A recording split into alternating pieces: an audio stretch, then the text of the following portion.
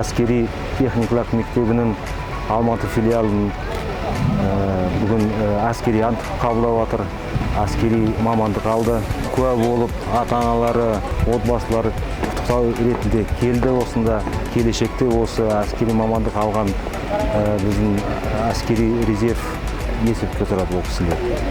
Алдағы ретте тағы да осы жылда 2 топ өтеді. Жыл сайын 8 поток болады, 29 мамандықпен. 4-5 мамандық осы әскери мектебінде береді. Бүгін Алматы қаласының әскери техникалық мектебінде 100-ден астам тәрбиеленушілер салтанатты түрде әскери ант қабылдады.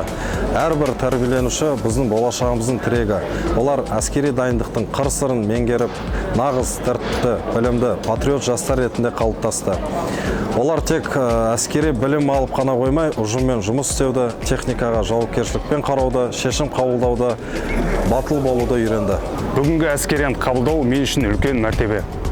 Жалпы бұл техникалық мектепте мен түрлі қарулардың, әскери техникалардың және ұшқышсыз ұшу аппараттарының қыр-сырын толық меңгеріп шықтым. Мұндағы оқытушылардың бізге берген тәлім-тәрбиесінің арқасында біз мұнда ұйымшылдыққа, жауапкершілікке және төзімділікке баулып шығарды. Сол үшін де осы мектептің барша оқытушыларына өз алғысымды білдіремін.